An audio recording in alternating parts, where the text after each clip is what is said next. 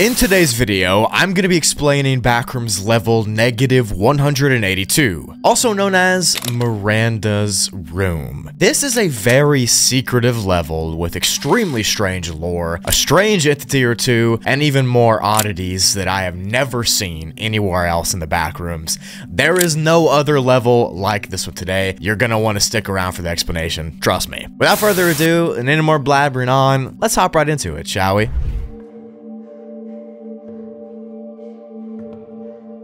Level -182 has been given a class undetermined difficulty rating due to all the weird stuff I just mentioned. There's undocumented entities, there's unknown information, and it's overall just a very strange place. The entire expanse of the level takes place inside of a seemingly young girl's bedroom. The time of day in this level is always right after dusk, so it's just now getting dark outside, which means you can't really see anything. Beyond the small room that the level takes place in, there are a few hallways that branch off to various locations, which you can't really go to, and I'll explain that later. The bedroom is known to have a few specific pieces of furniture that have been logged. Those are a dresser, 2 nightstands, a closet, which you should never open. There's also a bed with a ton of plushies and pillows on it, and there's also a hamster cage, as well as an alarm clock. Other than what I just listed, there's really nothing else of actual importance to note here. It's just the typical teenage girl's bedroom. The air here is calm and cool, but also is very paranoia-inducing and anxiety-ridden. It's completely dark in here and you can't really see anything, so you don't really know what's watching you. And speaking of the darkness, no other outside source of light will work here. None at all. And there's only a few sources of light inside of the level that give any kind of help to you whatsoever. Those are the color-changing alarm clock I mentioned, then there's the purple light that shines from the hallway outside of the level, and then the third source of light is from the world beyond the window. So I'll explain all 3 of those light sources right now. The alarm clock that I mentioned changes colors depending on how long you're in there, and the clock always starts at 7:10 p.m. It runs until 7:16 p.m. and then it resets back to 7:10, and it does this over and over and over again in 6-minute cycles. Then there's that purple light I mentioned that ambiently glows from somewhere out in the hallway. The exact source of this purple light cannot be identified, but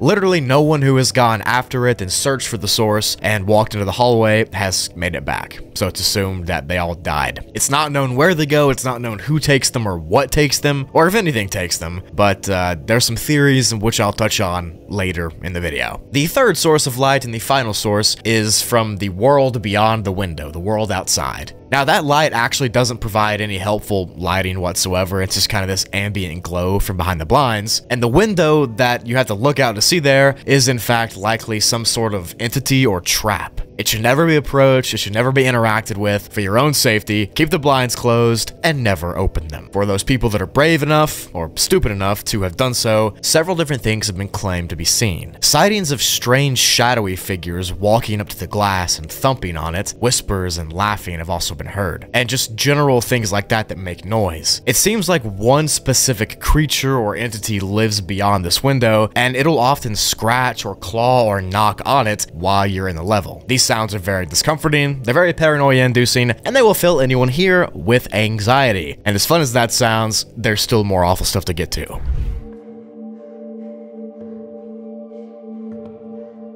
As I mentioned earlier, there is a bed here with a large pile of plushies on it, and inside of that pile of plushies, a journal has been located. Now this journal is Miranda's journal, who this level is named after, and it's a rainbow-colored wire-bound book that has several diary entries written by Miranda. Inside of it, there are pages dedicated to stress about high school, who Miranda's favorite teachers are, as well as other typical teenage girl stuff. But more importantly for this video, the journal also discusses several disturbing things that occurred to Miranda in this very room at nighttime. And this is where the level gets somehow stranger. It seems as if Miranda existed in reality, but her bedroom was melting and merging with the Backrooms. Miranda claims in her diary to see things outside of her window staring at her right through the glass, specifically at nighttime, just like how this level takes place. Now keep in mind, Miranda was seeing these things in real life. She was living her daily, regular old life, but at nighttime she'd come in her room and she would see these things staring at her from beyond the glass. Remember that alarm clock I talked about earlier too? Well, in her diary, Miranda says that the alarm clock will float around her room while she sleeps, and she's woken up several times to it glowing red. And it's even said her name at some other point. She also writes about her door mysteriously opening in the middle of the night and a purple ambient light shining into her room. She thought that it was her brothers trying to prank her, but when she confronted them the next day, they did not take credibility for it. In the journal entry number 5, she talks about how she keeps falling asleep in class because she literally cannot get any sleep at night because of the thing outside the window, the lights flickering from the alarm clock, and the weird purpleness coming from the hallway. And also she keeps mentioning something about some type of creature in her closet. She dreads sleeping. She cannot even think about it. She never gets any rest at night because of all these things. This is when we get to another journal entry, number 6, which says, quote, "I woke to it again. My nightlight was not plugged in. My closet door was wide open, and I swear there is a void in there. It was sitting on the foot of my bed. It was staring at me. I stared back at it. I stayed up the rest of the night to stare at it, and I stayed up until it vanished with the sunrise. I hate this room. It is getting closer." So as you can see, this Miranda chick was definitely seeing some weird stuff or experiencing some weird stuff. We don't know what it is yet. There's some theories on it, but what we do know, this was all happening in her real life, yet we're accessing it somehow through the Backrooms. After journal entry number 6 that I just read, each diary entry gets worse. It gets more disturbing. The less and less sleep she gets, the more she hears voices, the things beyond the window get more bold, and whatever it is comes back each night. Until finally, the last journal entry, journal log number 12, reads this: "If you are reading this, I surrendered. I saw the purple light. I went out. I had to." After that entry, what I just read, Miranda vanished from real life. There was no more journal entries, no more mention of her, nothing. And whatever happened after she walked out into the hallway from her room, no one knows. But what is known is that somehow that action forced her room to be a part of the Backrooms, and specifically the confines of her room to be the entire level.